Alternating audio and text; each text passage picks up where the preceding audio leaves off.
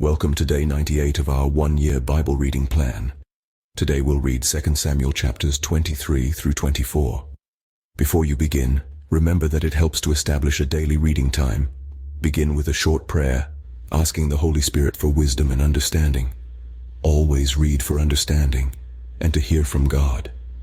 Not just to finish today's reading, please like, subscribe, and share this video to bless someone else. Now, let's begin. 2 Samuel chapter 23, verse 1.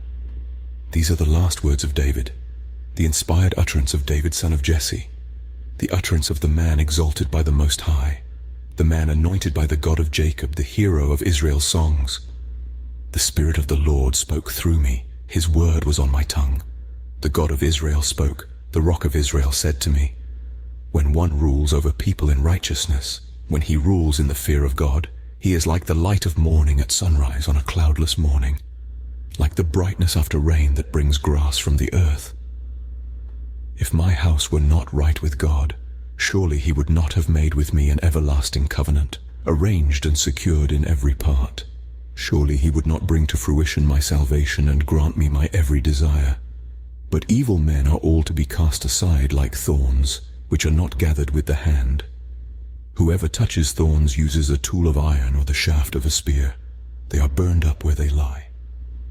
These are the names of David's mighty warriors. Josheb-Basshebeth, a Tahkemonite, was chief of the three. He raised his spear against 800 men, whom he killed in one encounter. Next to him was Eleazar son of Dodai the Ahohite. As one of the three mighty warriors, he was with David when they taunted the Philistines gathered at Pas-Dammim for battle. Then the Israelites retreated. Verse 10. But Eleazar stood his ground and struck down the Philistines till his hand grew tired and froze to the sword. The Lord brought about a great victory that day. The troops returned to Eleazar, but only to strip the dead. Next to him was Shammah son of Agee the Hararite. When the Philistines banded together at a place where there was a field full of lentils, Israel's troops fled from them. But Shammah took his stand in the middle of the field. He defended it and struck the Philistines down, and the Lord brought about a great victory. During harvest time, 3 of the 30 chief warriors came down to David at the cave of Adullam, while a band of Philistines was encamped in the valley of Rephaim. At that time David was in the stronghold, and the Philistine garrison was at Bethlehem. David longed for water and said, "Oh, that someone would get me a drink of water from the well near the gate of Bethlehem."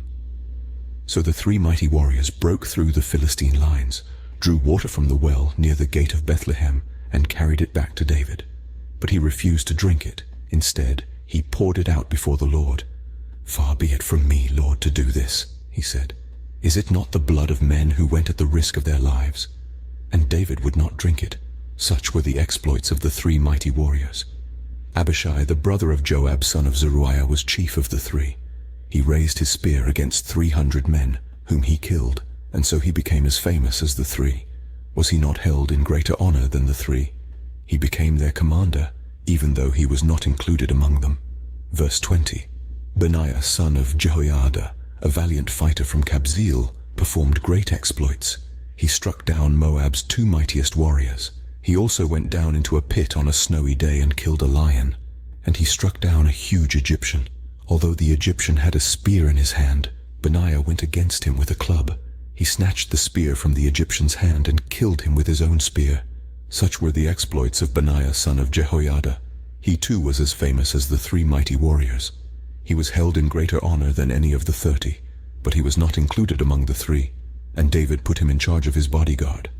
Among the 30 were Asahel, the brother of Joab, Elhanan son of Dodo from Bethlehem, Shammah the Haradite, Elika the Haradite, Helez the Paltite, Ira son of Ikesh from Tekoa, Abiezer from Anathoth, Sibbecai the Hushathite, Zalman the Ahohite, Maharai the Netophathite, Heled son of Baana the Netophathite, Ithai son of Ribai from Gibeah in Benjamin. Verse 30. Benaiah the Pirathonite, Hiddai from the ravines of Gash, Abi Albon the Arbathite, Asmaveth the Barhumite, Eliabah the Shalbanite, the sons of Jashan, Jonathan son of Shammah the Hararite, Ahiam son of Sharah the Hararite, Eliphalet son of Ahasbai, the Maacathite, Eliam son of Ahithophel the Gilonite, Hezro the Carmelite, Parai the Arbite, Eagle son of Nathan from Zobah, the son of Hagri, Zelek the Ammonite, Naharai the Beerothite, the armor-bearer of Joab son of Zeruiah, Ira the Ithrite, Gareb the Ithrite, and Uriah the Hittite. There were 37 in all. 2 Samuel chapter 24, verse 1. Again the anger of the Lord burned against Israel, and he incited David against them, saying, "Go and take a census of Israel and Judah." So the king said to Joab and the army commanders with him, "Go throughout the tribes of Israel from Dan to Beersheba, and enroll the fighting men, so that I may know how many there are." But Joab replied to the king, "May the Lord your God multiply the troops 100 times over, and may the eyes of my lord the king see it. But why does my lord the king want to do such a thing?" The king's word, however, overruled Joab and the army commanders, so they left the presence of the king to enroll the fighting men of Israel. After crossing the Jordan, they camped near Aroer, south of the town in the gorge, and then went through Gad and on to Jazer. They went to Gilead and the region of Tatim Hodshi, and on to Danjan and around toward Sidon. Then they went toward the fortress of Tyre and all the towns of the Hivites and Canaanites. Finally, they went on to Beersheba in the Negev of Judah. After they had gone through the entire land, they came back to Jerusalem at the end of 9 months and 20 days. Joab reported the number of the fighting men to the king. In Israel, there were 800,000 able-bodied men who could handle a sword, and in Judah, 500,000. Verse 10.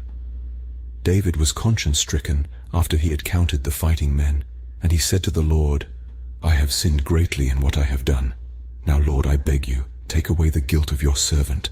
I have done a very foolish thing." Before David got up the next morning, the word of the Lord had come to Gad the prophet, David's seer.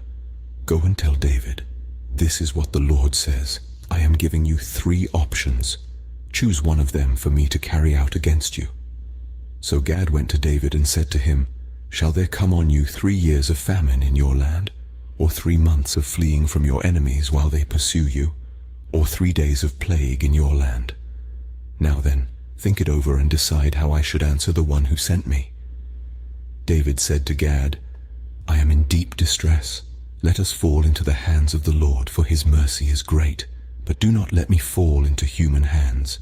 So the Lord sent a plague on Israel from that morning until the end of the time designated, and 70,000 of the people from Dan to Beersheba died.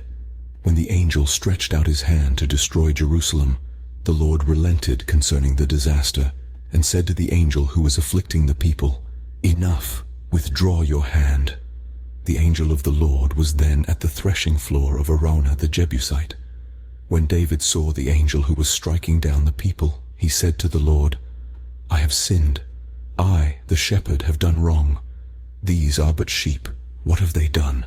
Let your hand fall on me and my family." On that day Gad went to David and said to him, "Go up and build an altar to the Lord on the threshing floor of Araunah the Jebusite." So David went up, as the Lord had commanded through Gad. Verse 20. When Araunah looked and saw the king and his officials coming toward him, he went out and bowed down before the king with his face to the ground. Araunah said, "Why has my lord the king come to his servant?" "To buy your threshing floor," David answered, "so I can build an altar to the Lord, that the plague on the people may be stopped." Araunah said to David, "Let my lord the king take whatever he wishes and offer it up. Here are oxen for the burnt offering, and here are threshing sledges and ox yokes for the wood." "Your Majesty, Araunah gives all this to the king." Araunah also said to him, "May the Lord your God accept you." But the king replied to Araunah, "No, I insist on paying you for it.